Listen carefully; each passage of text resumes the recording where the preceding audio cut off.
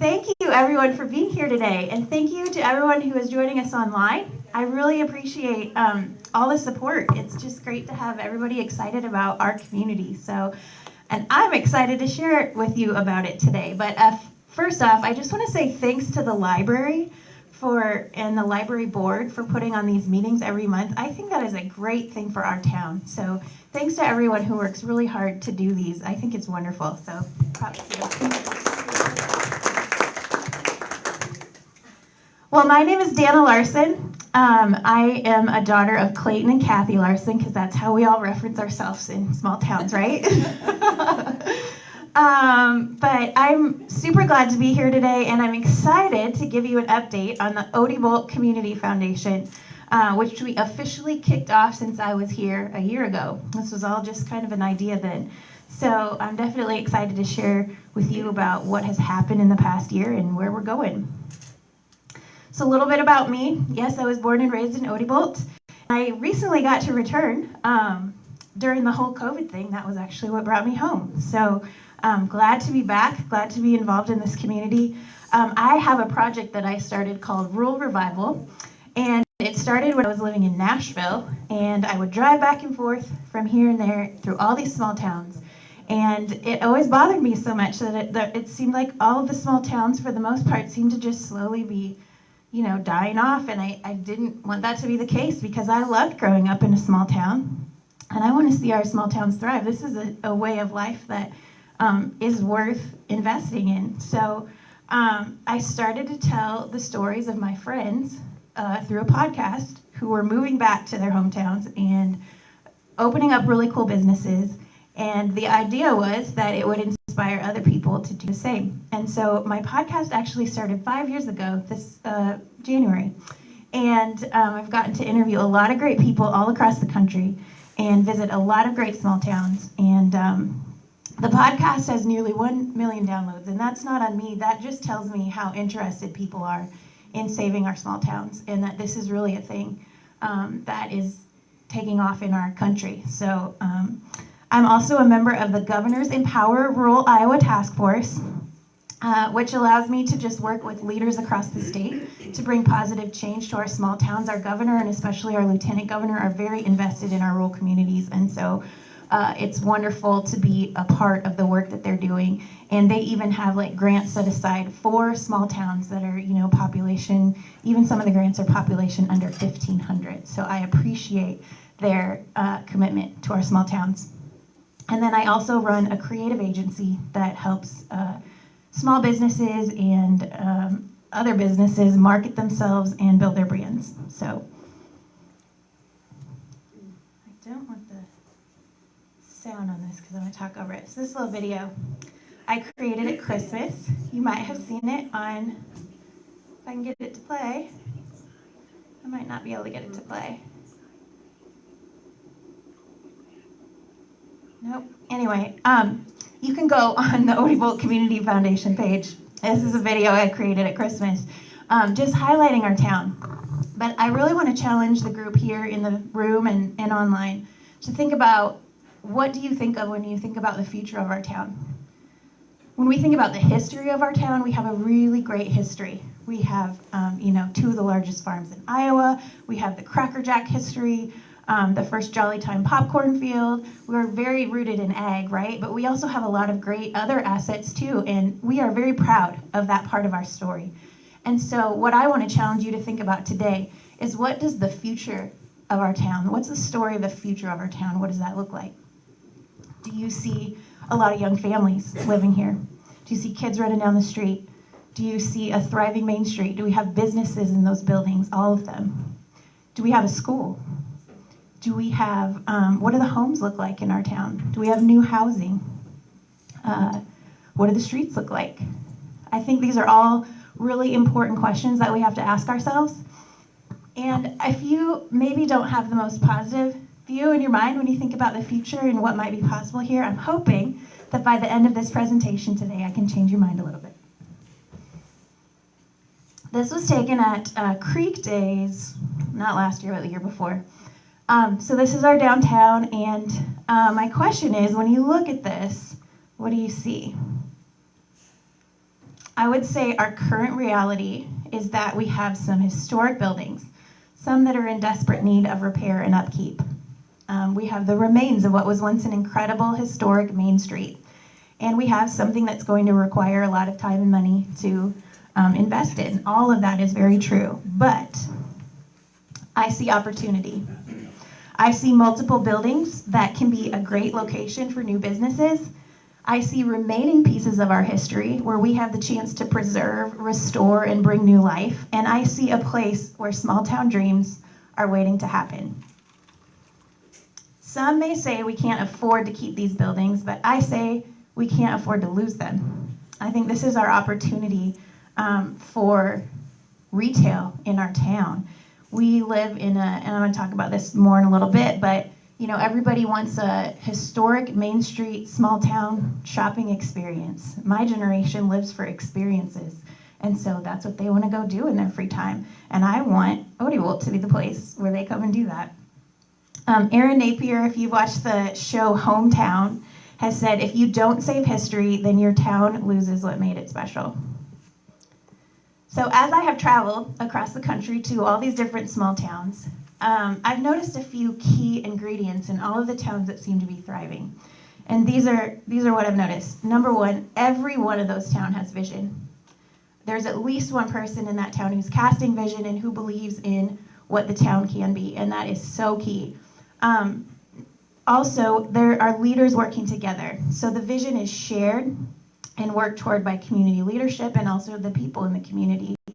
And then there's incentives being offered for new businesses, especially the ones on Main Street, because that seems to be the highest at-risk place in a lot of our towns. These towns are attractive to young people and families. Getting young people to live in our communities is what is going to propel us into the future. And so these towns are focused on things that make those young people want to live there. So arts and entertainment, I did a survey of rural communities in 2021 and asked them what's the number one thing that you would like to see in your town that it doesn't have. And there was a whole list of options, but number one, which surprised me, was arts and entertainment. And I think there's a lot of ways that we can bring those types of things to our towns for not a lot of money, It'd be one of the more affordable things that we can do. So that excited me. Also a coffee shop, which we are super excited that we're gonna have a coffee shop opening very soon. And I've heard rumors that maybe another one. So recreation, which props to Juanita for raising all the money for our pool. Yes, thank you. Yes, because that is a big recreational opportunity that we offer for young family and kids here, and it's a really important part of our future, I believe. So thank you. I know you worked so hard on that. We're excited, and now we've got pickleball and the park coming for recreation, so thank you.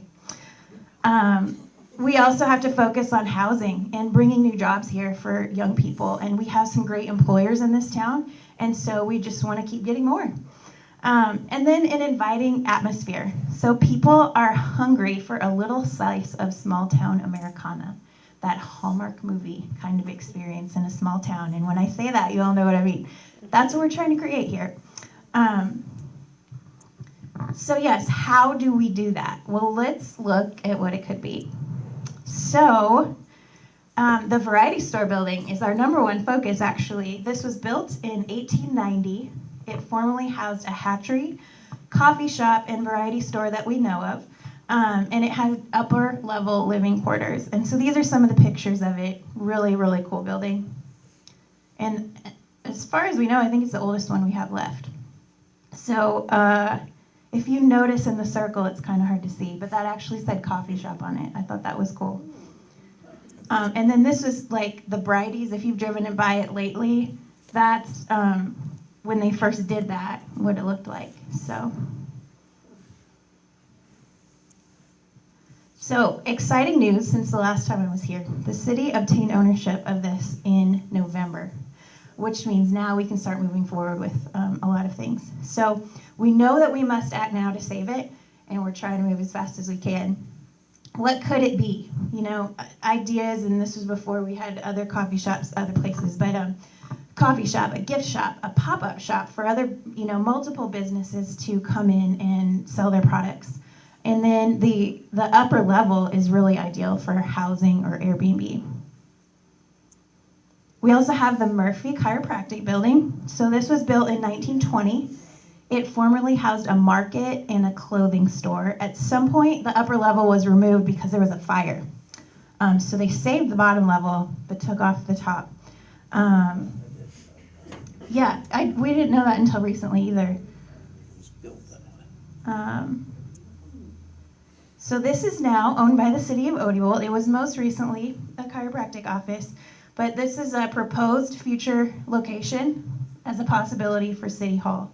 And so our town council and mayor are working. They put that up for a vote, but I think they have some plans to continue with their efforts. So I know you guys will keep us posted. Here's just some shots of what the inside looks like. And then we have the cafe, which is also owned by the city. This was built in 1968. The previous building before there was a billiard parlor, which I guess they tore down and then built this in 1968. And here's some pictures of what it used to look like there. It does need a new roof. They've had some assessments done in it, but I think it's definitely savable. If a new structure were to be built, we would recommend that it looks similar to the historic version of maybe this old building, maybe with a few more architectural accents.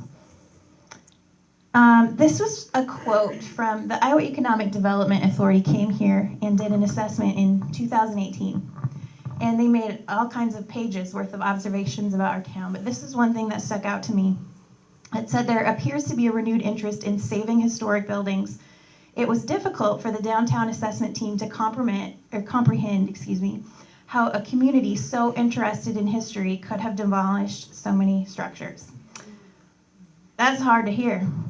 But the reality is those are gone. And so what we have now is to save what we have left. So let's save our Main Street. We have a responsibility to steward both the history of our town and the future of our town. So the Odebolt Community Foundation was officially established in June. When I was here last year, I gave an update, and I'll just fill you in case you weren't here. But in November of 2021, I presented to the town council when it was kind of down to the decision of do we try to keep this building or do we tear it down? And so I came and presented and asked them to consider trying to keep it. And I said, if you will agree to partner with me, I will set up a community foundation to help raise some money to come alongside the city and help fund some of these projects. It takes a lot of money to save these buildings. And so we just wanted to find a way to come help the city do that and make that a more possible option. So they voted unanimously to support the community foundation that night, which meant a lot to me, and I think a lot to a lot of people in our community.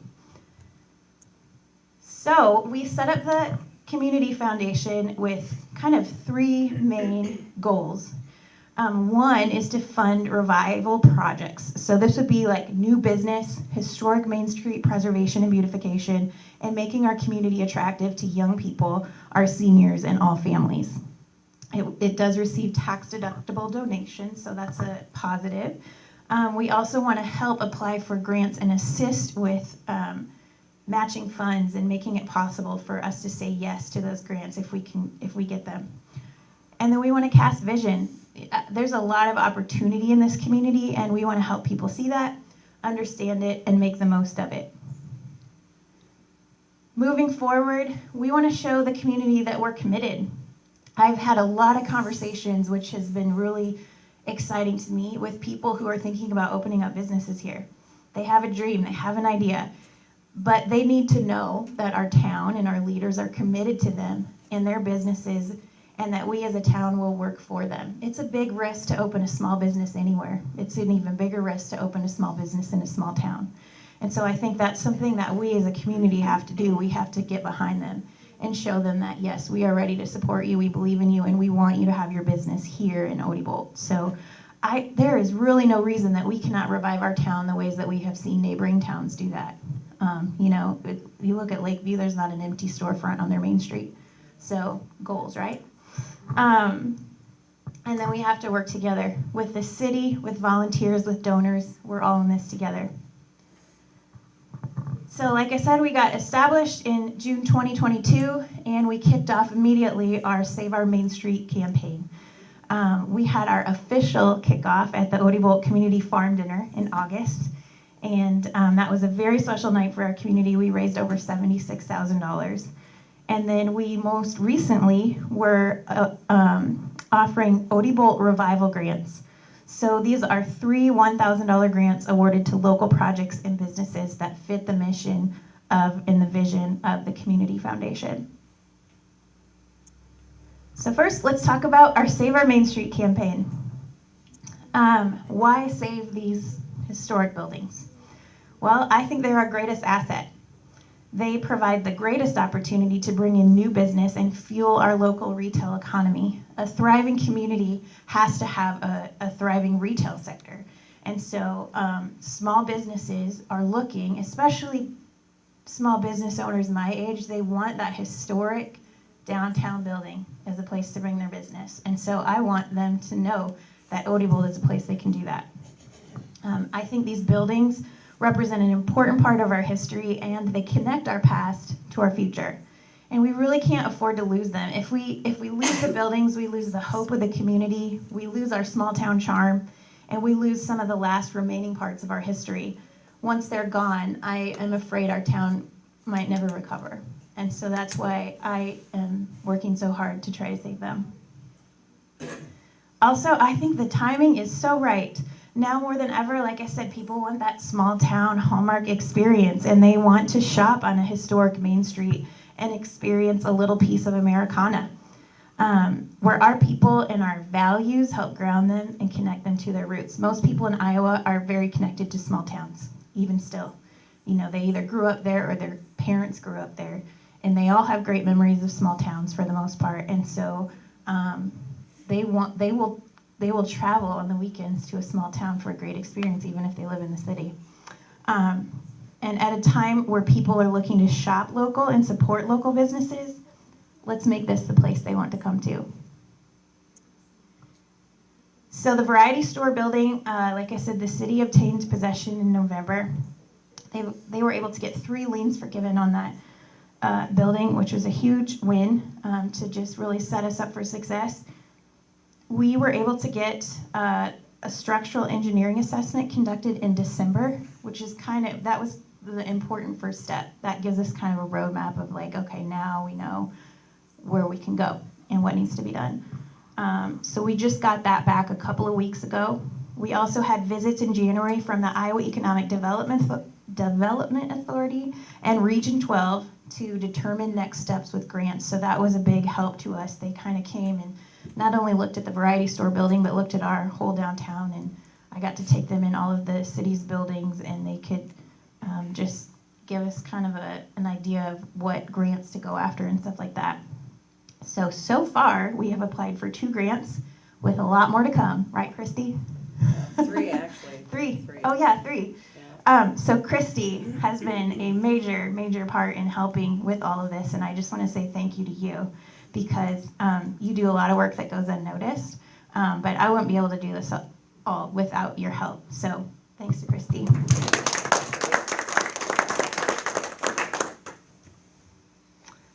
So yeah, this is just a picture of our first annual Odebolt Community Farm Dinner, and thanks to everyone who was able to be there. If you weren't able to be there, I hope you can be at one in the future. This was a really special night for our community. And we had the 4-H kids, and a few other kids jumped in to help too, and they served us, and they worked harder than anybody. They worked so hard that night. But this was a really special night for our community. Not only did we see a lot of people step up and give financial donations that told us people believe in this vision, and they want to see Odebolt thrive in the future. But it also, I think, helped everybody who attended, including me, see our town in a little different way and see a little piece of what might be possible here. And yes, I get emotional about it because it was It was that special. And here's just a couple more shots, but it's pretty cool to see that on the streets of Odebolt, and we're going to do it again. So, also, I mentioned the Odebolt Revival Grants, and this is just something that we wanted to offer as a foundation to give some assistance to the people who are choosing to have their businesses here, to choosing to do projects here to better the community. And so we wanted to award 3 $1,000 grants, and actually we ended up awarding 4 because we had 4 really great projects apply, and we believe in all of them, and so we want to just invest in them and what they're doing, and that is the Odebolt swimming pool, the Odebolt Avenue of Flags, which is such a beautiful display out at the cemetery, Sunrise Coffee, which is filling a huge need in our community, and Little Wranglers Childcare, which is also filling another great need in our community. So we are grateful for all of these, and it is our honor to be able to support them through these grants. So what's next? I've said this a lot, but this is a huge part of what's in our future, applying for grants. We are going to go after as much money as we possibly can because we're going to need all of it. So you will just, I guess, follow us on Facebook and Instagram, Odebolt Community Foundation, and check the newspaper because that's where we're going to be keeping you up to date on everything that's going on. And we're also raising funds, you know. A lot of money is available through these grants, but all of them that I know of require matching funds to some degree.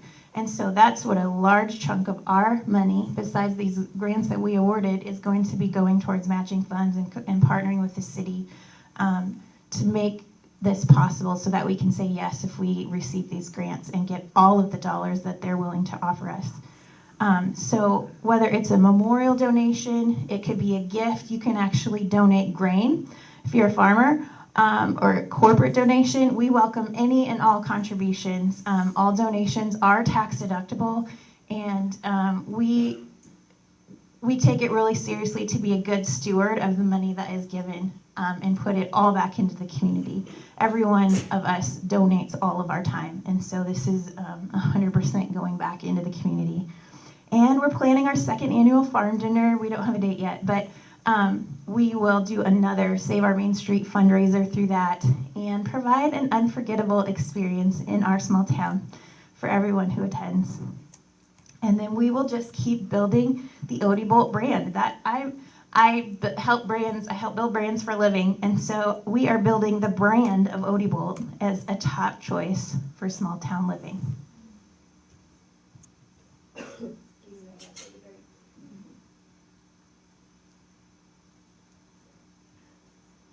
So as I mentioned, this really is a team effort. This is so much bigger than any one person or group. We have some great groups in town doing a lot of good work, and it takes a village. All of that work is important. There are people in the community who are ready to bring this vision to life through funding, hands-on work, and more. The momentum has started. I think it started at the farm dinner. That got everybody excited, lots of heads nodding in the room. Thank you. But now our job, all of us, is to keep that going. This is from a podcast interview I did, and one of the ladies said, in a small place, our historic buildings are one of the only natural resources that we have. And I think that's very true. And so, yeah, all this hard work is worth it because it's for the future of our town. We are changing the story of the future of our town together. So I hope today that I inspired some ideas for you and maybe helped you see the town in a little different way. I believe we have a very, very bright future in Odebolt. It's going to take a lot of work. It's going to take a lot of money. It's going to take a lot of volunteers, a lot of people believing in this vision and coming alongside to help. And I want us to stay positive. This is a really key time for our town. And I believe in all of these projects or I wouldn't be up here. And so, personally, I love this town. I travel all over rural America, and I'm so proud to say that I'm from Odebolt. And I believe that because you choose to live here, that you love it too. So I'm asking you to join us in pursuing the best possible future for the people here. because it's all for the people, right? That's the people that matter. So please follow us. Go check out our website. We try to post updates pretty regularly, but we've gotten a great response through our social media pages, especially on Instagram, which are, as a younger generation, people are excited. And I just want to thank every person who has stepped up to believe in this, to say thank you, to donate, to say, how can I help? We need all of that we can get. And so thank you very much for believing in Odebolt. And thank you for making this a place that we are all proud to be from. So any questions? Danna, can you share any of the report back that you got from December and January from people that came and did some assessing? Yeah, I mean, the overall, I think maybe someone's main question is like, is the building savable? The variety store, absolutely it is. The structural engineering report helped kind of give us a roadmap for that. One of the grants that we're applying for, that Christy has applied for, is asbestos removal. That's kind of step one. We've got to get that out of there before we can do any other work. But the city just voted or agreed, or I don't know how that at their meeting on Monday night. We had a discussion about that, and they are all in agreement that they will provide the matching funds to the max dollar amount to help get that asbestos removed as quickly as possible. The Catalyst grant, which is a separate grant, there is an emergency grant available, so we're going to try for that, just because the roof is not in great condition, and so as soon as we can get that repaired, you know, that's going to be a key first step also. But you know, if not, we hope we'll just get the grant either way, whether it's through the emergency one or not. Where is the asbestos? Question is, where's the asbestos? I mean, A lot of different places. There's a lot of them. Yeah, On the roof? And there's some just in the honestly, floor. It's in the flooring, the tiling, Yeah. just random places. I mean, it's not in any one specific place. There's Yeah. Asbestos was used for a lot of different products back in the day. Yeah. I know that. Yeah. Yep. What other questions? Any questions online, Jim? Not yet. Okay. Are you gonna bring back the, like the look of it on the outside? Is there... We will probably have to, you know, originally we thought, man, it'd be great if we could make it look like it really did originally. But because it has been stuccoed, the Iowa Economic Development Authority, when they came here, they said the stucco does something to the facing of the bricks. And so you really almost have to re-stucco it once it's been stucco, but that's fine, because if you look at that, like, that's a really cool looking building. And so we'll probably end up going more for a look like that. And we're working on getting some renderings created so that way we can show people what it will look like and what we envision for the building. But yeah, it'll probably look more like that with like the full windows up top and things, just because of the stucco. Danna, where do we rank population-wise? You see, you've been to a lot of rural towns.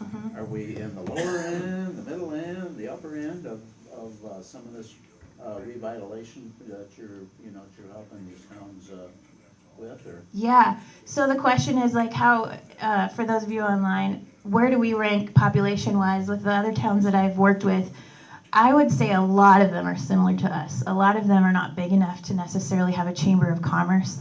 But something that's really exciting and inspiring is that there are towns out there with populations of like 250 people, and their main streets are booming, and they're able to draw people to their towns. And so that's what makes me know like it's absolutely possible here if they can do that. But yeah, my heart is for towns our size because that's what I know, you know? And so I don't work with any towns bigger than 15,000 because I think once you get bigger than that, it's a whole different ballgame. And so my heart is for the small towns. And yeah, I work with a lot like us. And Most of them are rural type towns. absolutely, all of them are rural. Always depended on agriculture for a lot of their... For the most part, yeah, they're dependent on agriculture. Some of them, you know, if they're close enough to a city, they have people that will commute. But yeah, a lot of them are very dependent on agriculture. So, our goal is to help create jobs so that you can do what you want to do for a career and still stay here, even if it's not agriculture related. Wendy? What kind of businesses do you think would be really needed here? I know coffee shop is Yep. definitely huge. Like what kind of businesses do you think would thrive here? And like what kind of arts and entertainment? Like I don't know. Yeah, so the question was, what type of businesses do I think would thrive here? I think this town would really support a locker. We used to have a locker, and that's ag related, and that's right in our backyard. And so I think we could definitely have a locker thrive here. Coffee shop, yes. We need some retail, like boutique type shops and places where you can get gifts, where you don't have to run to another town to grab a gift or, a card or something like that.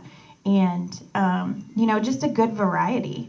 And so I think we can do that here. And based on the conversations I have been having with people who have said, I have this idea, if everybody were to say yes, it would be amazing. And we would fill all those gaps. And so, but, this is where we're starting. And I believe that we will get there. So, yeah, retail type businesses, it's a question I ask, and if you have an answer to this, I would love to hear it. But I've asked people regularly, what is the number one thing you have to leave town for to go get besides groceries? Because ideally we would like a grocery store, right? But I think in order to attract a grocery store, we've got to get a few other things in place first so that the grocery store can see that, yes, this is a place where they can bring their business and it will thrive. And so that's definitely on our radar, but I think we have to get a few other things in place first. So it's a hard one to answer, right? But think about that. If you have an answer, I'd love to hear it, because we're always running to other towns for things, but it's kind of hard to put your finger on it, right? Or what kind of store that could actually be. So yeah, if anybody has that answer, please let me know. Well, the last time I did some running, I went to Lakeview Yeah. because they've got 2 little gift shops, home decor. There's clothing in the new one across the street from Lanny's Bar, which used to be at a little old guy that sold fishing rods and license. I mean, but she's got a lot, and I know she comes from Manning. Yep. But yeah. Yeah. So It was for gifts and me and grandkids and yeah. Yeah. Yeah, and if we can bring those things here, that would be amazing. And I really believe it's possible. So we just got to keep the momentum going, and we will. Is there anything, was it the one meeting you came to the Betterment? Remember that, Jim, where you were talking about there was a group of towns? Remember that a few years ago? The Jefferson area. You did Oh, a survey yes. and didn't call it Jefferson, but you Yep. called it. Okay. Spencer has Yep. it too, with all their local little small towns. Okay. We were just kind of out of, we Uh-huh. were just too far for either Uh-huh. side, and I don't remember what that was all about. Yeah, that's a cool project. I'll share a little bit about that. The governor actually was behind creating this. We called it the Lincoln Corridor.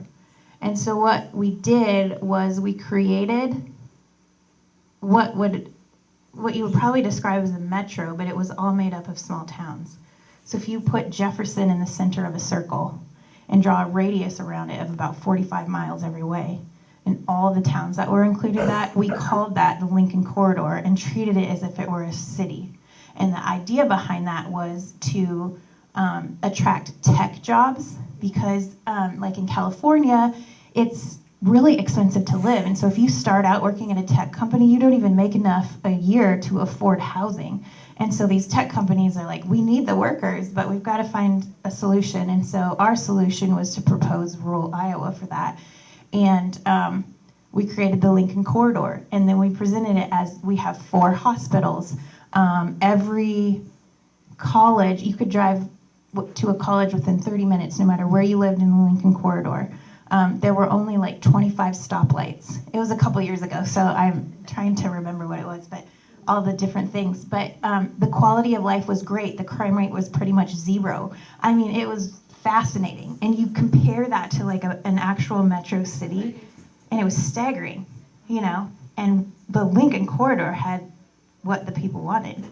And so it was just kind of a concept, and it wasn't like this thing that moved forward, but it was just presenting this idea of what could it look like for you to buy a home here, live with your family, all the amenities that you would have that you actually have in a city, but all these other things too that you don't.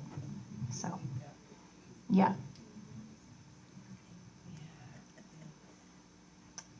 Any other questions?